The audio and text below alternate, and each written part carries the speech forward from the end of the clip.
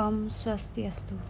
Saya Newen Eulia Sarasmita, NPM 1954121109. Di sini saya akan memaparkan materi yang berjudul Organisme Sumber Daya Ikan dan Taksonomi, yang dilatar belakangi perairan laut dan air tawar menyediakan berbagai sumber daya alam yang sangat penting bagi keberlangsungan hidup manusia. Salah satunya adalah ikan. Ikan merupakan salah satu bahan pangan yang paling banyak dikonsumsi oleh manusia di seluruh dunia, baik sebagai sumber protein maupun zat gizi lainnya. Namun, sumber daya ikan juga rentan terhadap berbagai faktor yang dapat mengancam kelangsungan hidup, seperti perubahan iklim, polusi, dan overfishing. Oleh karena itu, manajemen dan konservasi sumber daya ikan menjadi sangat penting untuk menjaga kelangsungan hidupnya sebagai sumber pangan dan berkelanjutan. Coelenterata adalah filum hewan dengan jellyfish, anemone laut, dan koral sebagai beberapa jenis.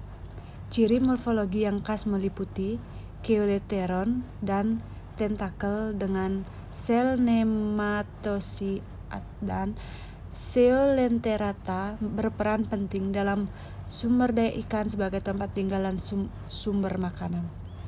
Taksonomi Coelenterata terdiri dari Anthozoa dan Medozoa, dengan Anthozoa melekat pada substrat dan Medozoa bebas bergerak. Yang kedua, Echinodermata adalah filum hewan laut yang terdiri dari berbagai jenis seperti binatang laut, bulu babi laut, dan timun laut. Mereka memiliki sistem vaskular air di lapisan kulit yang dilindungi oleh endoskeleton, kalsium karbonat, binatang laut, dan sea urchin dijadikan sebagai sumber daya ikan, dan sea kukumbar dijadikan sebagai bahan pangan dan obat-obatan. Taksonominya, Echinodermata terdiri dari 5 kelas utama.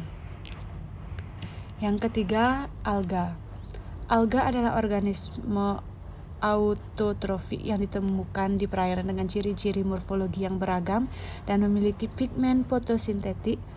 Alga sangat penting dalam sumber daya ikan sebagai sumber makan dan menghasilkan senyawa penting untuk pertumbuhan ikan. Taksonomi alga terdiri dari beberapa kelompok atau divisi seperti Cyanobacteria, Chlorophyta, Rhodophyta, dan Phaeophyta. Jenis biota perairan lainnya sebagai organisme sumber daya ikan. Jenis biota perairan lainnya adalah kelompok organisme yang meliputi berbagai jenis ikan seperti moluska atau kerang tiram, krustasea, udang kepiting, dan beberapa kelompok laut hewan lainnya seperti cacing laut, ikan laut. Organisme lain kelompok ini memiliki ciri-ciri morfologi yang beragam dan biasanya hidup di dasar laut atau berenang di dekat permukaan air laut. Manajemen dan konservasi sumber daya ikan berbasis taksonomi adalah pendekatan penting untuk mengelola sumber daya ikan dengan mempertimbangkan taksonomi organisme dan ekosistem perairan demi memastikan keberlanjutan dan ketersediaan sumber daya ikan di masa depan.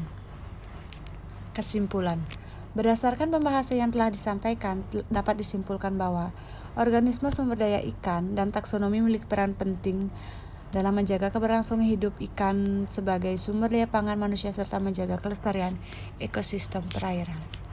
Dan ada juga sarannya itu.